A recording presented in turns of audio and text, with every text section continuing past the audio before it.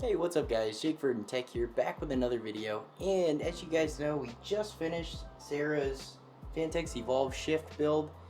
And right now I just put Windows on it. It just got set up. And this is the first time I'm actually in the Windows homepage. We got past the hello screen and all that stuff. So in this video, we're going to talk about the things you want to do first after you build your custom PC. Whether this is your first PC or another build that you've done, we're going to talk about what do you do once you have your PC built and you get logged into your operating system. Now, some of this is going to depend on your hardware. So leading into that, when I first opened this up, the Windows 10 identified that I had a Asus ROG motherboard. So I got some notifications right off the bat talking about installing Armory Crate, installing some of the LAN drivers, stuff like that. So that's definitely something you want to go ahead and install. If your motherboard has any sort of proprietary software that manages maybe drivers, stuff like that, that's always a good place to start. So I would definitely install that app for your motherboard. So Armory Crate is a really nice app if you purchase an Asus ROG motherboard. So this manages quite a few things, and once I get my system set up, I really don't touch it a whole lot. The only thing I'll use it for is the RGB functionality. So you can actually use this app to control your RGB, and it has a number of different functionalities inside the RGB. You can switch it to rainbow, you can switch it to static, stuff like that. So it's pretty versatile and gives you quite a few different color features. And in our particular case right now, the only RGB devices we have, the Asus motherboard itself, the Strix board we have in this build doesn't actually have any RGB on it, but we do have the G-Skills RAM and the Phanteks Evolve Shift fan that it came with. I don't know that particular fan model, but it is compatible with Asus Aura, which is inside of Armory Crate. So on our AMD Asus ROG system right now, inside of Armory Crate, if you go down to the Tools tab, it'll immediately give you a menu where you have Driver, Utilities, BIOS, and a couple other tools as well. Under Drivers, it'll basically give you an array of drivers that you can optionally update. So right now off the bat, it's saying I have an AMD chipset driver available, I have an Intel Wi-Fi driver available, and a Realtek audio driver available, so stuff like that.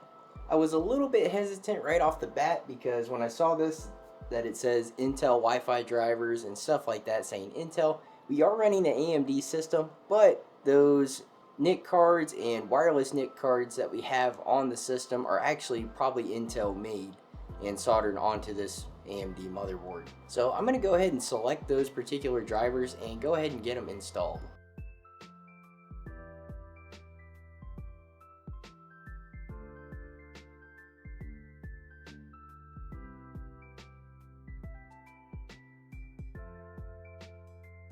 So once those drivers are done installing, it's more than likely going to require you to restart the system to completely install those drivers.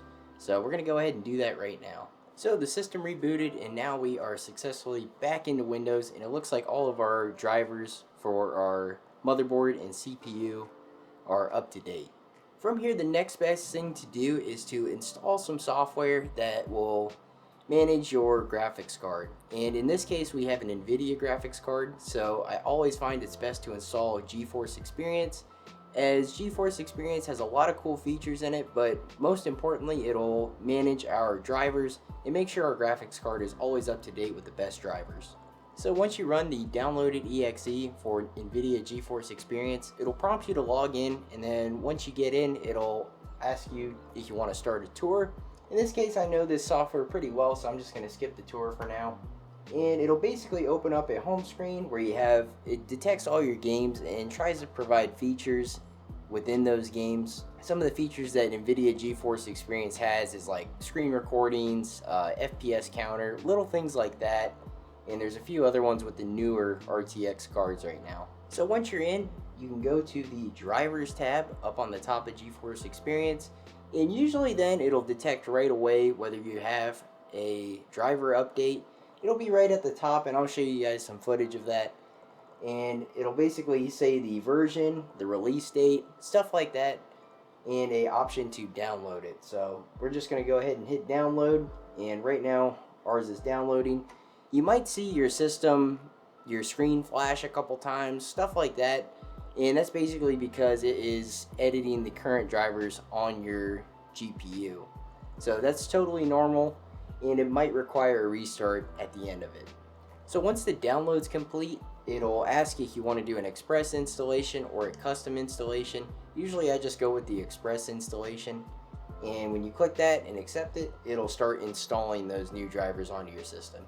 Now's the time when you might see your display turn off for a second and turn back on, and like I said, that's just because it's installing and updating those new drivers. So this particular driver update did require a restart, so I'm just going to go ahead and hit restart now, and it'll restart your system. So our NVIDIA drivers are up to date for our RTX 2060, and just to verify that, you can log back into GeForce Experience, and then usually in the top left it'll say you have the latest game ready drivers. So that looks good.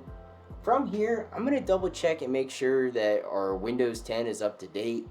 And this probably could have been one of the first things that we did when we got into this system, but since the Armory Crate notification started coming up, I went ahead and took care of that first and then went on to our other hardware. So, and no surprise, we have some Windows updates, and the reason, even though this is a brand new install of Windows 10 that is newly activated, the bootable media that I made not too long ago is a couple months old, and from that point there's been a lot of updates to Windows 10.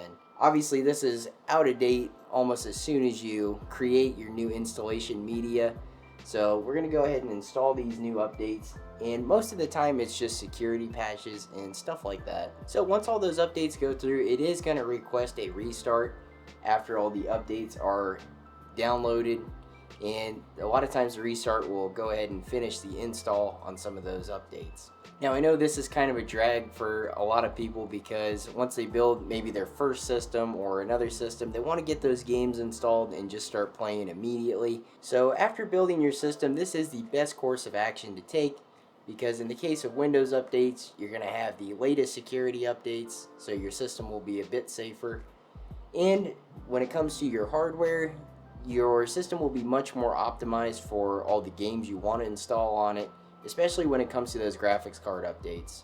With new games like, for instance, Cyberpunk, they're coming out with new game ready drivers all the time that have slightly optimized the hardware a bit more for that game, and that also applies to other games on the market aside from Cyberpunk.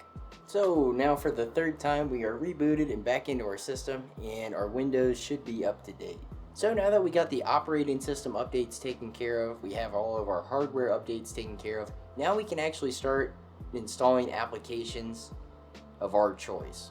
So the first thing I want to install for this system, and most of my systems that I build, is I want some sort of monitoring software so I know what the hardware is doing temperature wise and performance wise. So in this case we have this system which has a NZXT Kraken cooler.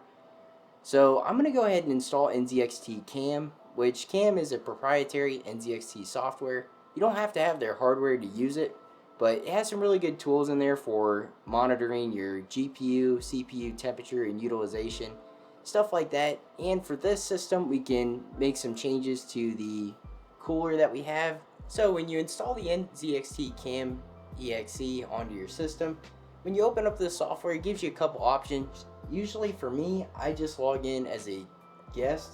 So right below sign up and log in, there's a guest mode. I'm going to use that for now and accept the terms, and we are in. So this is a really good piece of software for monitoring your system, and if you have any NZXT hardware, you can also make some modifications to that as well.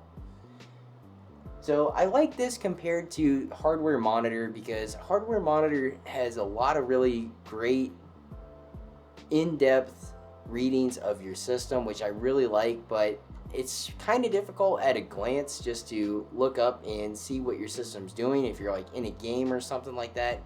I like Cam's overall display because you can just glance at it and see your CPU and GPU utilization along with the temperatures, and then stuff with your RAM, network, storage, stuff like that. It's all in a really nice interface that can be seen at a glance.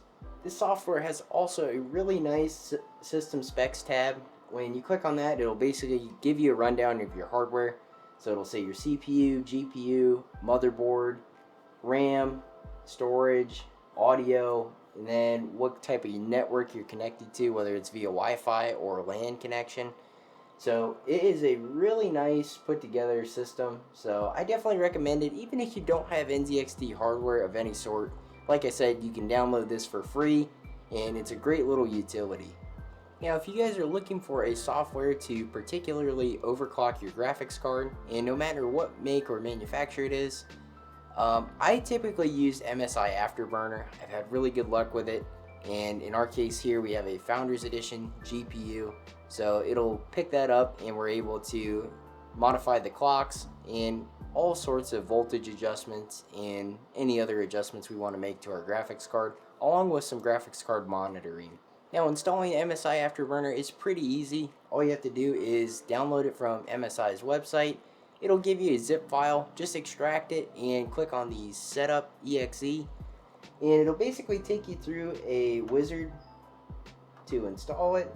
One reason why I really wanted to take you through this install is because MSI Afterburner, if you guys want some of those overlays that show like your FPS and stuff like that, you also have to install a piece inside this wizard.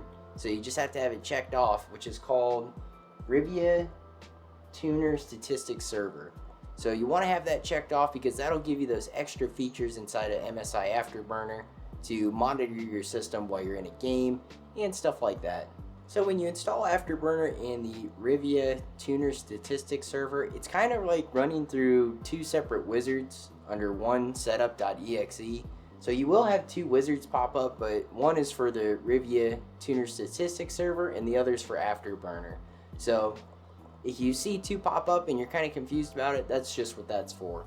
So here we have MSI Afterburner opened up, and this is just the default interface skin. There's different skins and stuff you can apply to the interface to make it look a little bit different and customize it to your liking. We're just going to keep the stock one.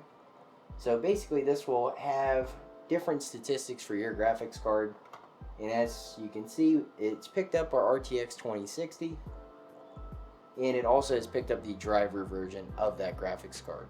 I'm not going to dig too deep into this, but right on the home page you have a few different adjustments you can make as far as sliders go. You have stuff for power limit, temperature limit, the core clock, memory clock, and then fan speed too if it's unlocked for your graphics card. So these are the kind of things you can tweak and mess with a little bit if you want to do some kind of undervolt to your graphics card to maybe improve temperature if you find your graphics card thermal throttling, or if you have some temperature headroom and you want to give it some overclocks, this is where you can do that. Alrighty guys, so that pretty much wraps this up. We have just about everything we need to just start using the system and installing whatever we want on it. We have our driver updates done and the application to run those driver updates installed. We have GeForce Experience, which has been installed to make sure our graphics card drivers are up to date and give us some other tools that we might want to use. We have a really good monitoring software, NZXT Cam, which also will make adjustments to our Kraken M22 cooler. And lastly, we have MSI Afterburner, which is a really good GPU software that you can do any type of overclocks, undervolts, and adjust performance of your graphics card and monitor the graphics card as a whole.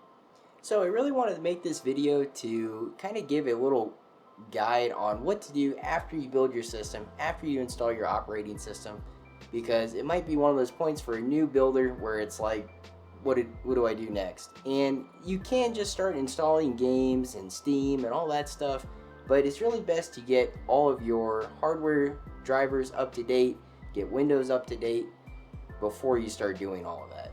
And just a breakdown of what to do before you have your operating system installed and you fire up your system for the very first time. You pretty much just want to make sure you get to a BIOS screen, go inside of the BIOS and make sure that all your hardware is identified, you're not getting any sort of errors, and your CPU temperature looks okay. So that's the main course of action to take once you build the system. and you don't have a operating system installed yet, but you just want to make sure all your hardware is working properly. That's it for this one, guys. Thank you for watching.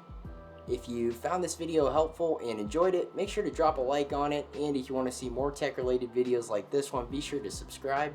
As always, guys, thank you for watching, and I'll see you in the next one.